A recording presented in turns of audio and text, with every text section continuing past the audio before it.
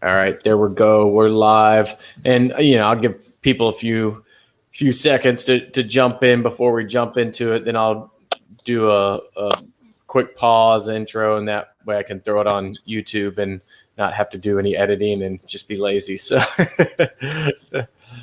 all right, cool. Go ahead and do that. And welcome, everyone. I'm Blake from Bourboner and Sealbox. We're here tonight. We're picking another barrel. This is going to be a really fun one. One of my favorite distilleries, Wilderness Trail out of Kentucky. You've probably heard of them, especially if you're watching this. I'm sure you've heard of them by now. But I'm joined with Macaulay, Macaulay runs the barrel program and oversees, overseer of barrels and all private picks there, as well as Dr. Pat Heist, who's one of the founders of Wilderness Trail. So, guys, thanks for being here tonight. Our pleasure. Thanks for having us on. Yeah, no, this will be fun. So, I guess let's talk a little bit about the distillery and about the bourbon. Dr. Pat, you and I did the Bourbon and Beyond thing this past year, and we talked about sweet mash. So I know Wilderness Trails really pushes the sweet mash and the benefits of it and how it produces a great product. So explain the sweet mash to us a little bit and kind of how that differs from sour mash or just what people are used to, even though if they don't know it, it's most likely sour mash. Yeah. Most distilleries advertise that their products are sour mash.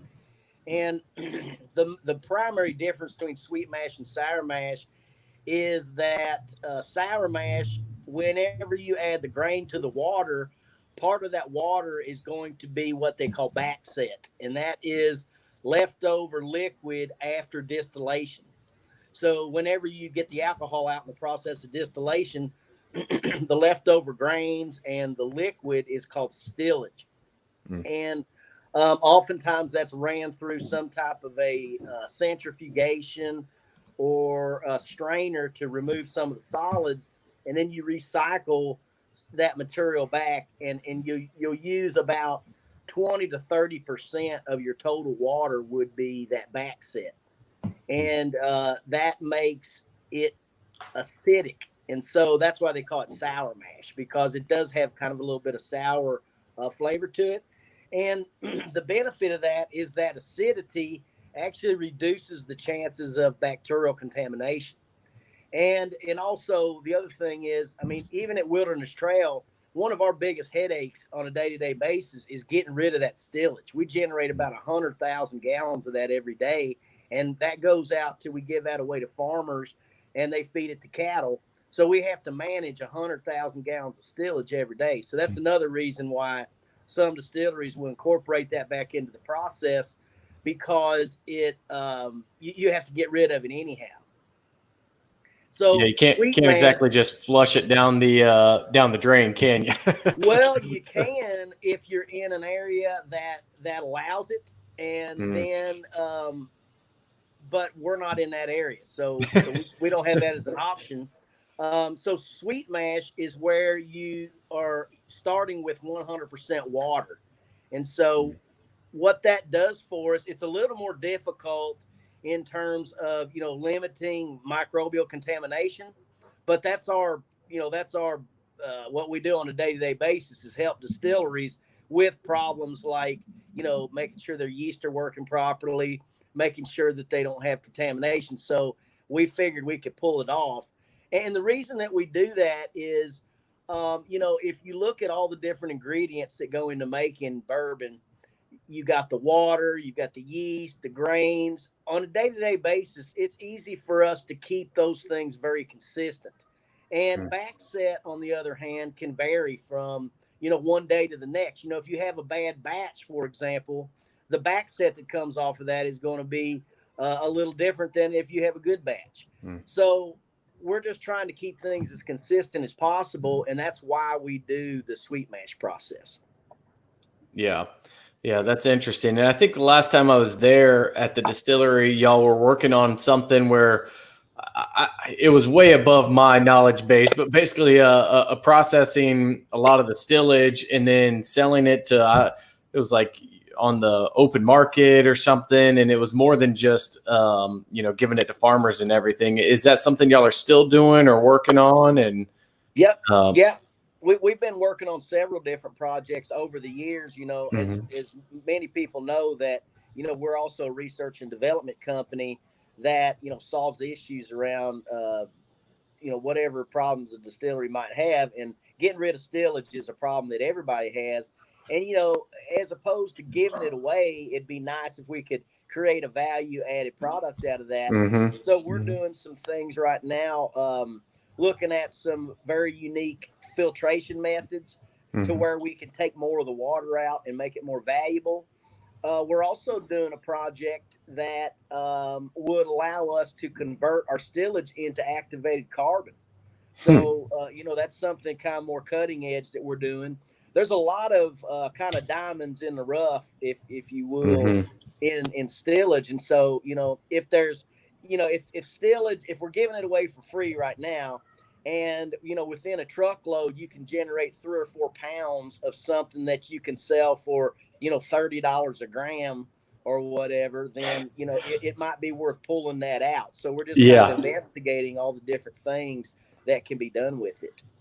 Yeah, and it always is just fun to see and talk with y'all, just because it's the things that people don't even think about. It's like, oh, well, we make bourbon, and the hardest thing we do is having to wait all that time for it to be ready. It's like, well, you also got to figure out how to decontaminate stuff, how to get rid of 100,000 gallons of stillage every day. It's behind the scenes that really is it's interesting. And for those that don't know, can we talk about Firm Solutions a little bit and kind of how you got into all of this with your partner, Shane? And yeah. So most people that are familiar with us know the story about Shane and I. We started off, I actually met him through a mutual friend, and we played in a rock band together.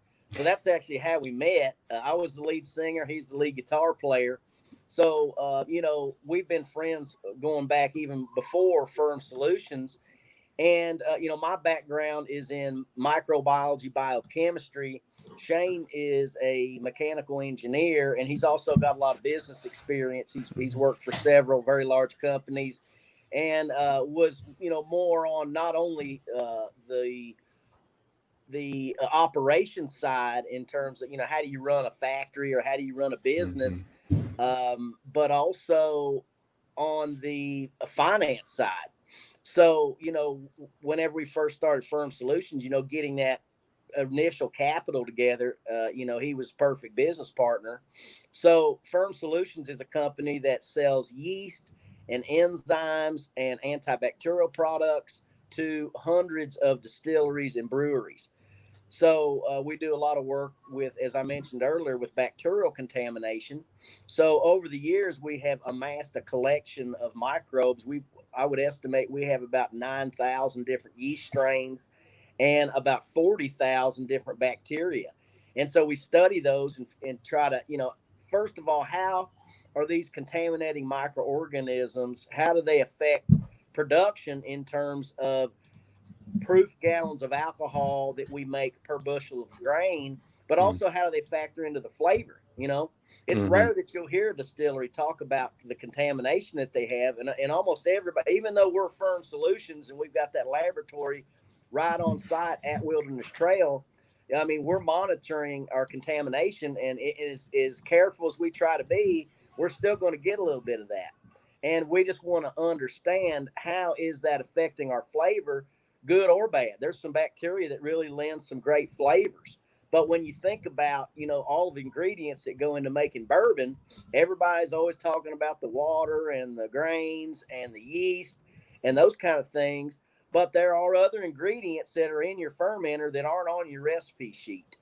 So, kind of understanding that and getting a good feel for how, how that affects the distillery, again, positively or negatively. We've got some distilleries that we sell bacteria to, and they purposely put it in there because it affects the flavor. That's interesting.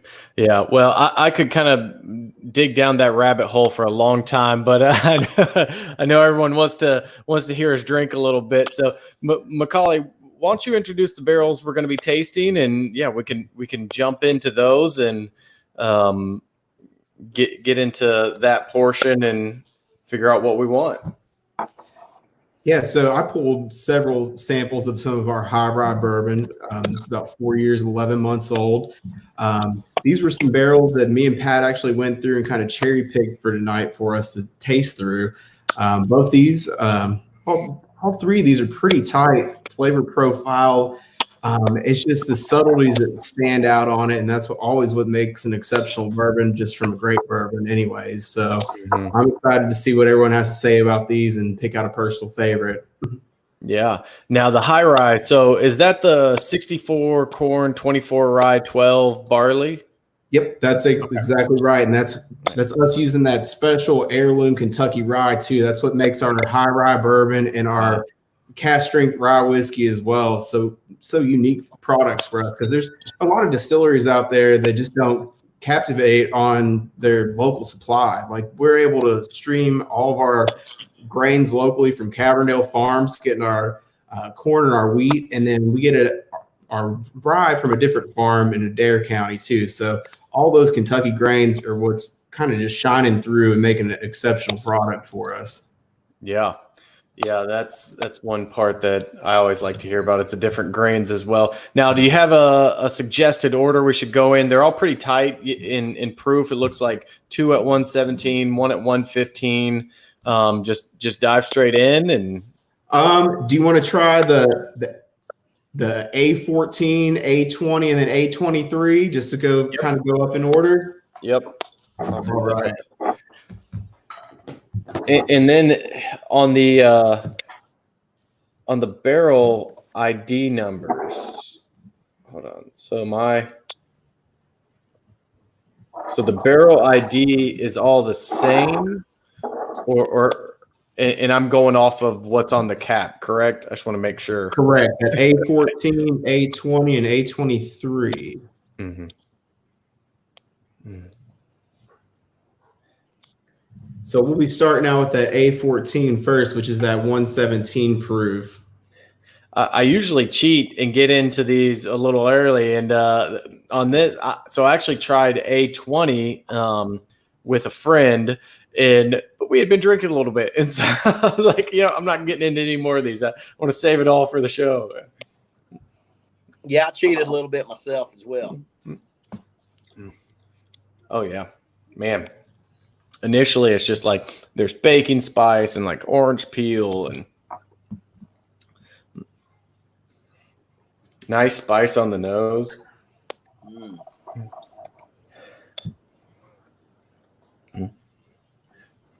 So now, whenever you're going through and picking these out, what are you looking for? Are you looking for a specific profile, just something where you just say, wow, that's fantastic? I'm sure you have groups coming in and stores coming in saying they want specific flavor profiles, or what's the process in picking the barrels to make them available?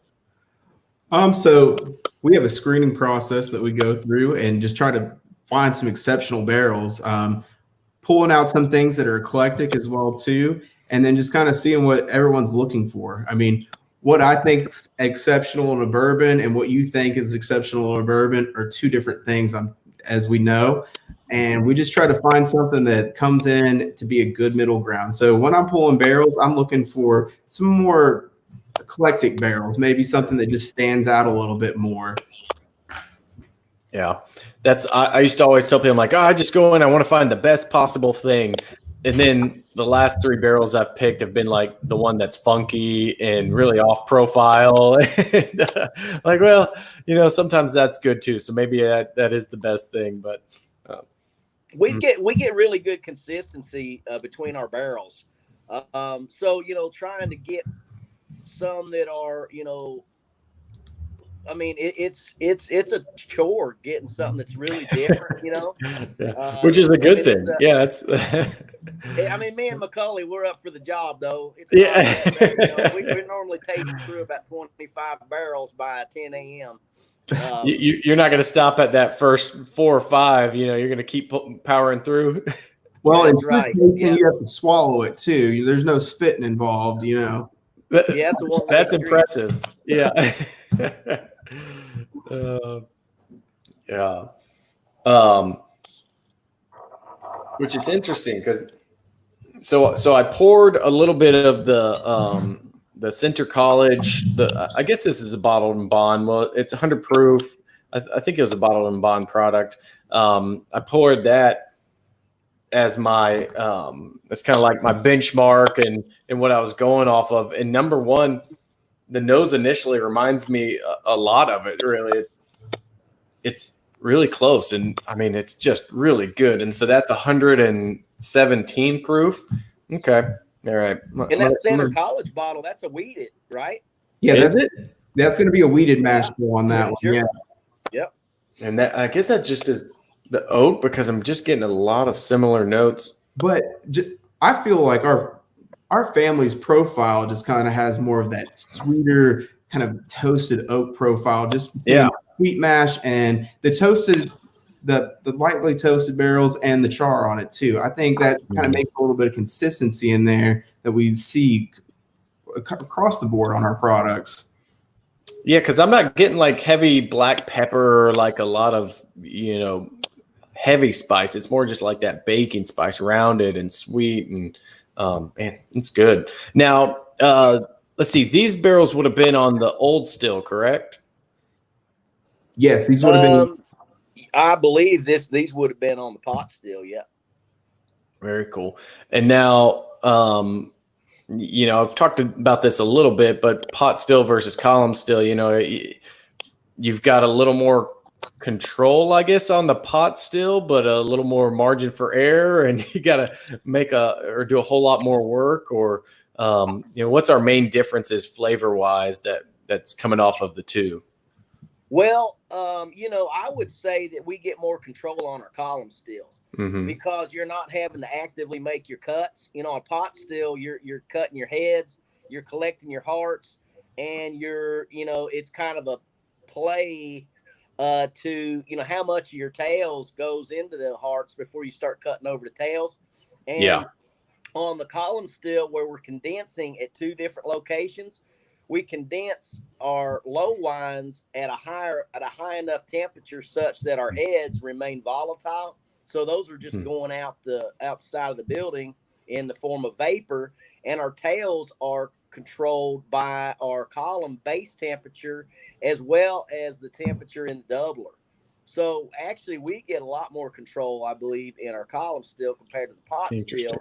So now, whenever Shane and I, we were just actually tasting through some of our, because some of our first column still stuff's going to be coming out this year, because we started distilling on our 18-inch column, and it would have been 2016. So this year we'll have some 4-year-old coming off our column, and it's very similar. We've always done a really good job in fermentation to keep our batches very consistent. But, tasting the pot still going to the column still stuff, it's very consistent, actually. I don't think there's going to be a big flavor difference. I think that you would be hard-pressed to differentiate our column still product from our pot still product. I'm willing to try. I'm always up for drinking. So, oh yeah, I'll be the guinea pig, and no. So I did move on to A20, and man, very, very tight profiles. I get a little more, maybe just a little more caramel and a little more roundness on it, but they're. It's 117 in the first sample versus 115 proof in the second sample. So I doubt that plays much. I don't know. What are y'all thinking? I get a little nuttiness on this A20. That's probably the biggest thing that I get on that compared to the A14 in terms of being different. My first taste of it, that's actually what I started drinking first. And I was getting a very distinctive, like a peanut butter type of a note on that. Yeah. I could get that. Yeah, definitely on the finish. It really has like a creamier palate, some of that nuttiness on the finish. So It's interesting. Macaulay, what do you think? Or you just want to play an unbiased role here? I've always got a great opinion on everything. If you ever, okay, perfect. Perfect. Yeah.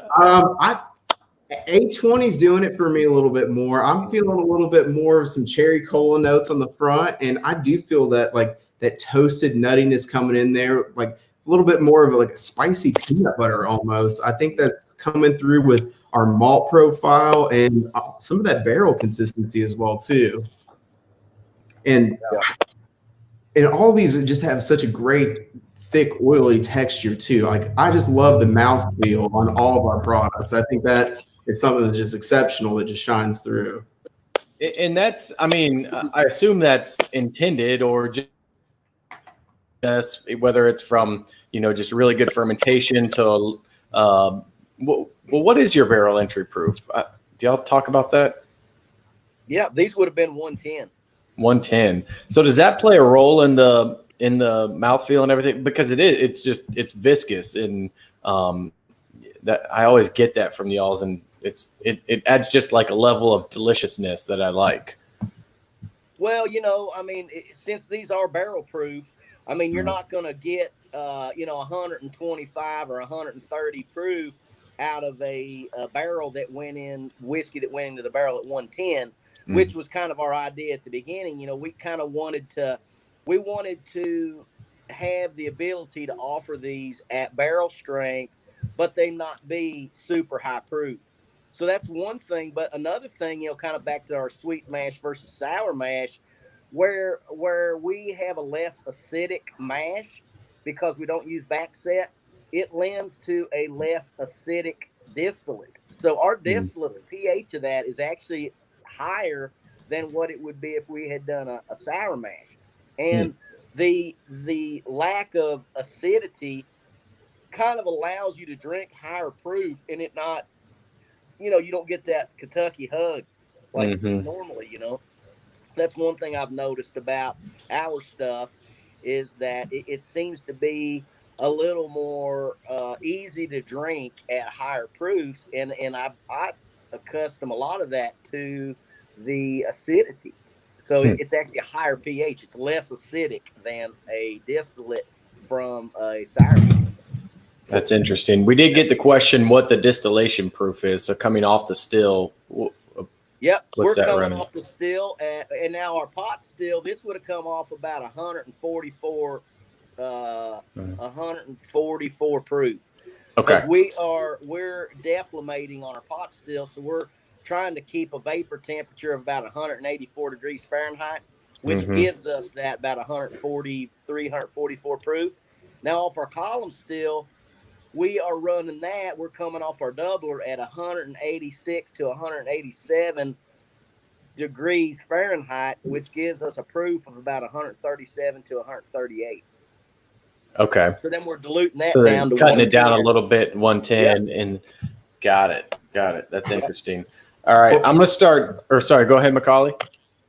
I was wanting to move back down to that flavor profile that we were talking about. I think one of the things that gives that mouthfeel and that viscosity is that all of our products are also non-chill filtered too. So we're having more of those fusel oils left over and those proteins that are getting stripped away through chill filtration. And I think that adds a lot of flavor characteristics to the product. So when we're doing our barrel picks, like any of our products though, everything's still full flavored as it should be, coming straight from the essence of that barrel.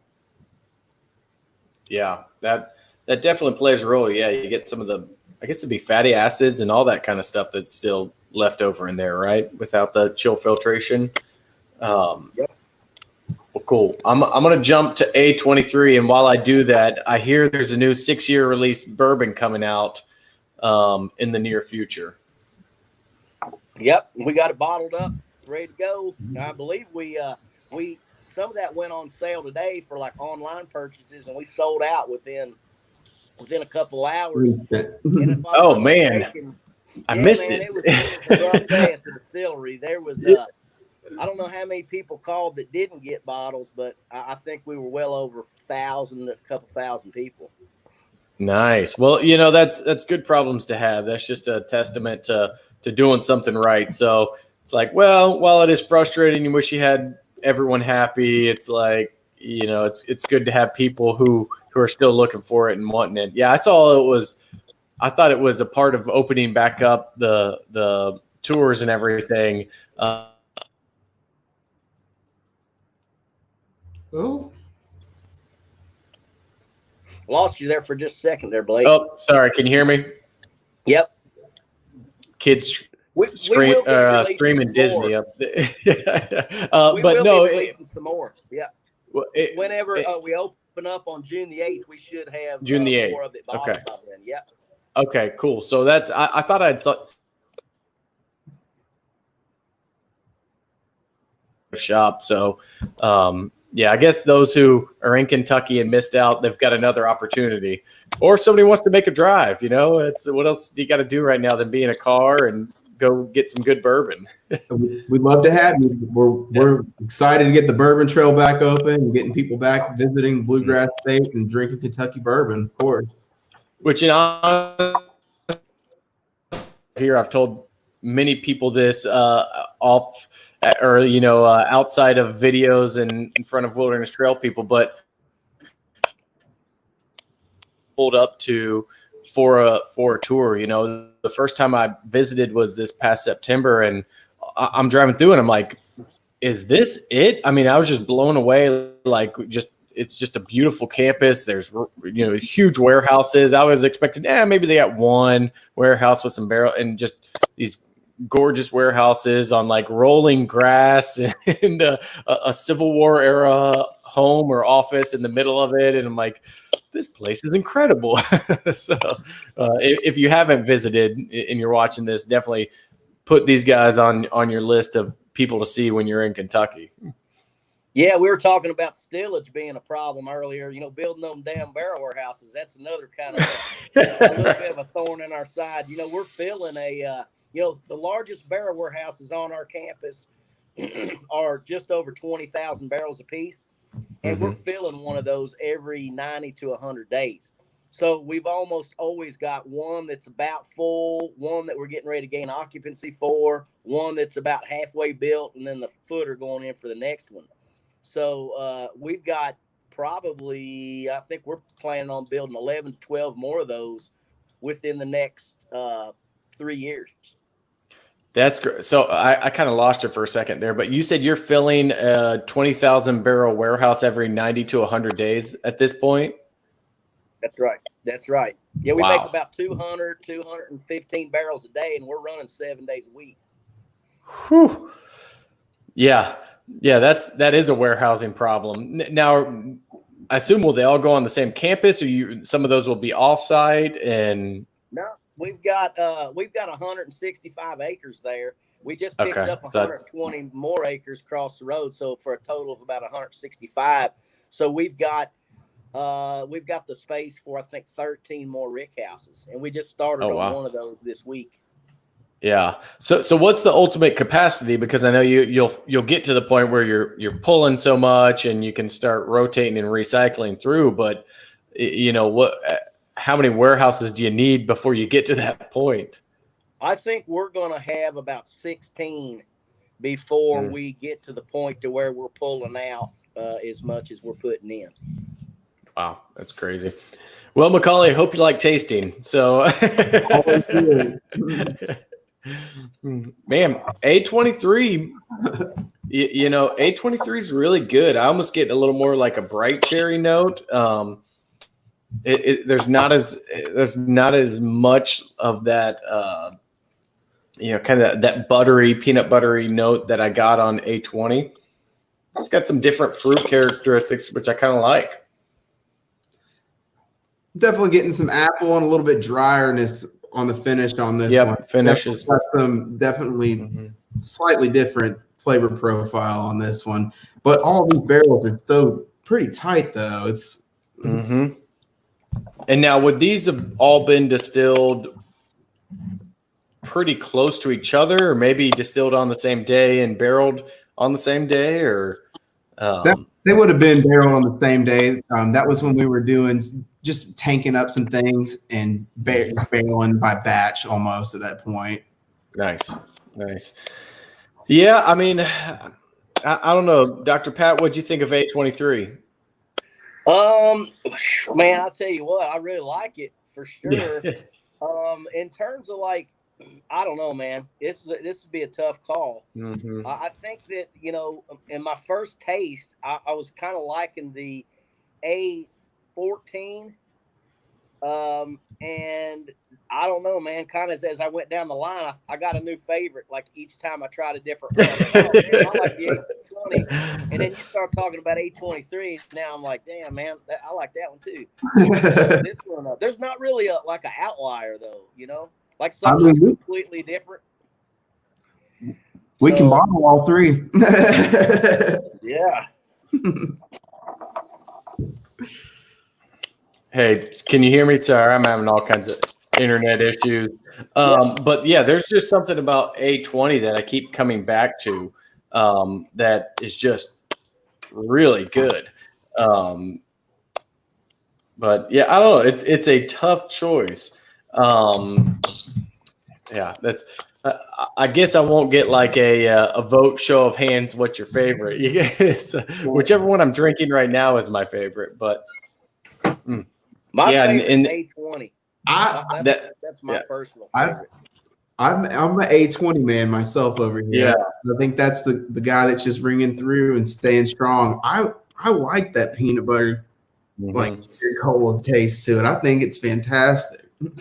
Yeah, and that's where I poured a little bit more, and I just coming back to the nose, I get like so much more just of that cherry cola sweetness. You know, it's almost like a brown sugar sweetness that then I think it's backed up really nicely. Well, that may be easier than I thought because I was definitely leaning A20. I thought that was my favorite.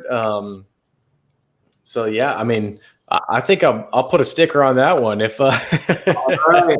I got it down. You got it down? Yeah. Feel free to sneak yourself off a sample bottle and of course. Got to do that, which I mean that makes it really easy. Barrel picking is so much easier when you got three great options and one that you're like, wow, that's just really good. So well, and you're following up a really great pick. The how many is the sealback pick you guys did last? Is that the only barrel pick you all have done? No, so I've done so I did one under Bourboner and then one under Sealbox with the community roundtable, and then actually we had a few from Bourbon Enthusiast he ran through there, but yeah, that one we did for the Sealbox, that was a great one. Yeah, I remember Fred Minnick bragging about that on a couple of his. And actually, you know, that's one of the things I know for myself. Whenever I get a holder, somebody tells me, "Hey, man, have you tried this barrel pick or whatever?" Then it puts me in a position where I'm like out hunting for these bottles, you know, because I didn't keep any of those. So, I mean, I don't know if I ever got one of those Sealbox, but I was really. I've got a spare. I'll get it to you. I'll get you a spare that I have. Yeah. Isn't that the funny part of it though? Because you're like, well, man, I mean, I made the thing and now I'm looking around stores like trying to find people who have. Oh man, we did Iowa, I did a event up in Jack Rose in DC with Bill Thomas. It would have been probably about a month before all this COVID stuff hit. And I just grabbed a couple of barrel picks got one from Kroger's, and then I got one at the airport, and which was I think what the heck's the name of it? Cork and Bottle, the Kentucky store. Mm-hmm. And we tried through those, and the favorite of the night was that Kroger pick, and it had it was a wheated bourbon, but it had a very distinctive, like it's almost like cupcake icing. And the first dang thing I did when I got back to Kentucky is went straight to Kroger's, and I think I bought them out, the one, and I actually sent Bill Thomas a bottle of it here recently, as well as another guy who was at that tasting, and it's like, man, I'm like counting down those bottles till they're gone, you know.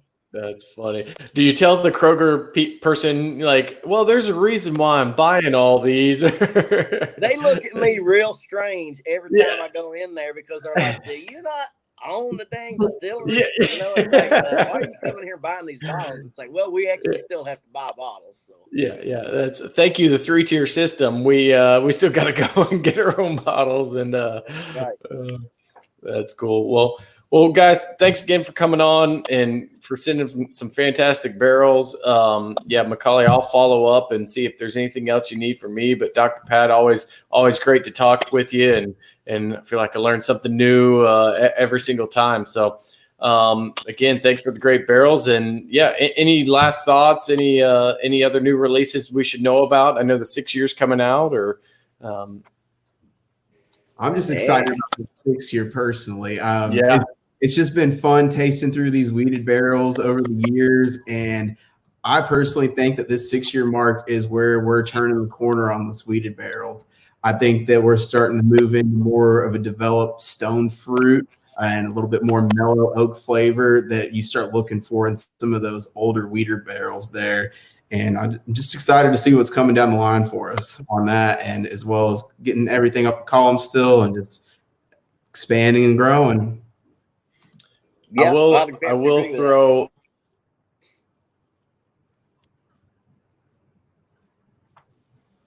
Can you hear me? So yep. There we go. Internet's. So I'll throw one more question out there. So are there more weeded barrels still sitting in the warehouse that are going past the 6 year age? Oh, absolutely. Okay. Yeah, we're actually in October, we'll be hitting 7 years on our oldest barrels. And we've got plans going, into the future. I mean, 10-year, we plan on having a 10-year, 12-year, we have a 12-year, and that's really going to be where it becomes interesting, comparing to like Weller 12 and, some of these other weeders that have a little more age on them, seeing how they stand up. Yeah. Yeah, no, that's awesome. And I think that's the thing that I love about all these, newer releases is not only you get to see the progression of them. So you get to see what it was like at 6 years and just going up the line. So that's really cool. Well, guys, I appreciate it. Y'all have a good rest of your night. And can't wait to get this barrel in. For those that are watching, looking for a bottle, it will be on sealbox.com. I won't put Macaulay on the pressure of when's it going to be ready. It'll be ready sometime in the next few months. We'll say that for now, but definitely I'll send out an email, let everyone know ahead of time when it'll be available. I know these things go fast, so we'll do our best to get everyone a bottle that wants one. So thanks again. Y'all have a good rest of your night. Okay. Thanks, Blake.